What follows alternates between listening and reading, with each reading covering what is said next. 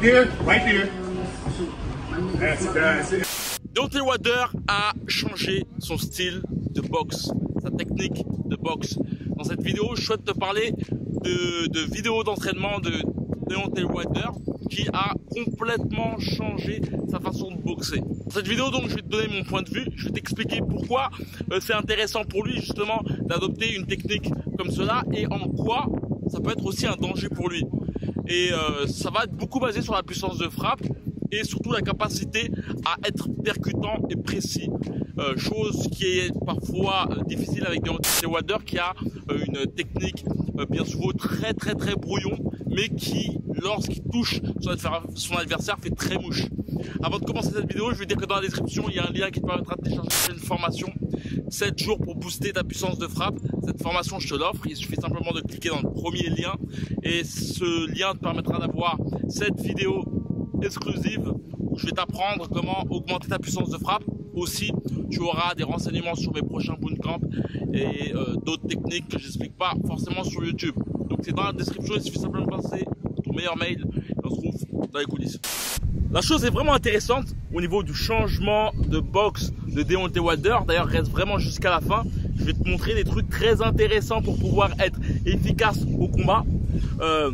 Néanmoins, le premier point que je souhaite mettre abordé, c'est que c'est très difficile pour des boxeurs du genre de Deontay Wilder de reclarifier leur style de boxe lorsque ils ont effectué cela toute leur vie. Et c'est un truc vraiment intéressant, c'est que il y a des boxeurs similaires comme Francis Ngannou, j'en parlais récemment, et aussi Yuri Kalanga qui ont similairement la même boxe, c'est-à-dire que, comme j'ai pu le dire, leur frappe est beaucoup basée sur le fait d'avoir des coups larges. C'est-à-dire que principalement, quand je te conseille de frapper lourdement tes adversaires, c'est le fait de rester apposé au niveau de ton visage. Ton poing doit être apposé au niveau de ton visage pour pouvoir frapper rapidement avec tes appuis. C'est vraiment les appuis qui te permettent de frapper lourdement. Comme tu peux le voir, bam, le fait de mettre ton poids sur la jambe arrière, mettre ton poids sur la jambe avant pour ensuite envoyer toute la patate en levant tes talons.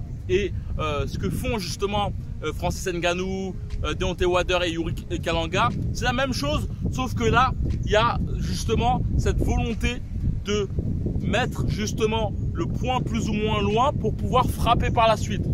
On peut le faire, je pense qu'on l'a tous fait, sauf que j'ai l'impression que c'est vraiment très typique en tout cas de ces boxeurs.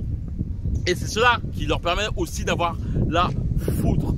Des boxeurs aussi comme Roy Jones ont ce genre de style. Néanmoins, ils ont cette capacité aussi à être très rectiligne dans la boxe. Et je te conseillerais, globalement, si tu veux avoir une boxe comme Deontay Wilder, Francis Ngannou, etc., c'est vraiment d'avoir de base une attitude très longiligne, comme peut essayer de le faire actuellement Deontay Wilder.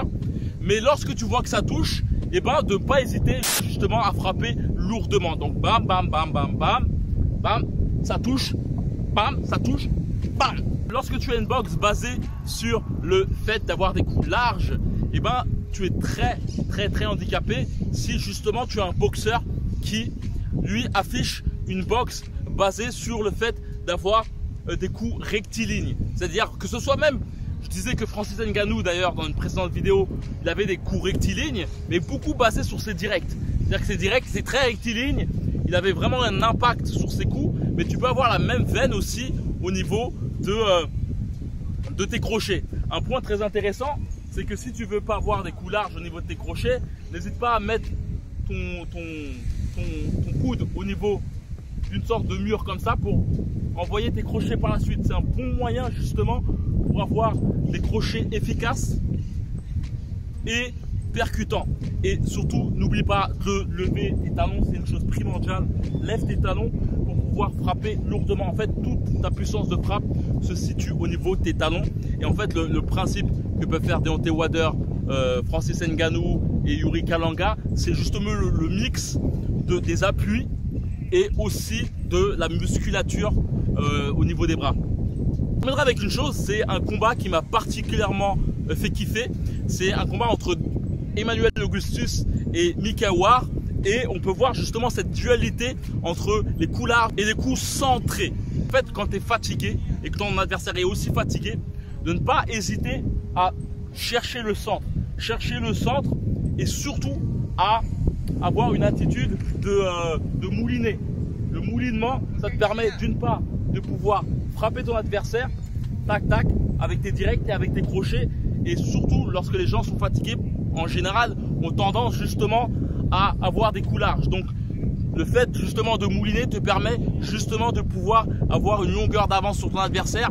Car quand tu vas droit au but, tu as plus de rapidité. Il suffit simplement par la suite, pour pouvoir mettre plus de puissance, d'apposer un peu plus le talon, lever les talons, bam, bam, bam, bam, bam, que ce soit les crochets, les directs, tout passe.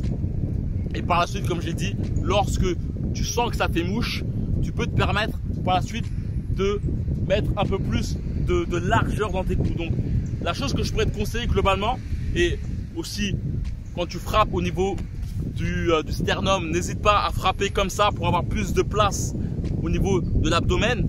Mais vraiment, n'hésite pas réellement à avoir cette attitude de pouvoir justement, comme le 1 pas égale un coup, comme tu peux voir les Manny Pacquiao effectuer justement des shadowboxing dehors. C'est le même principe, le 1 pas égale un coup.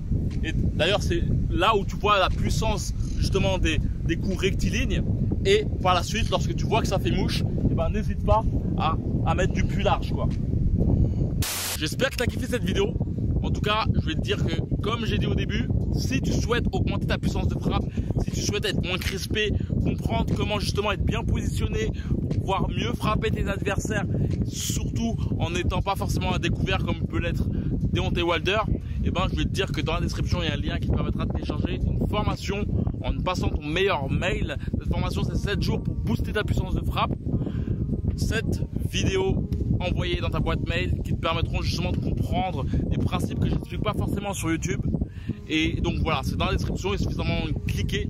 Ça te permettra aussi de savoir aussi les renseignements sur, par exemple, l'ouverture de prochains bootcamp. Là, j'ai clos les places pour octobre, mais certainement j'en ouvrirai pour février. Donc voilà, c'est dans la description.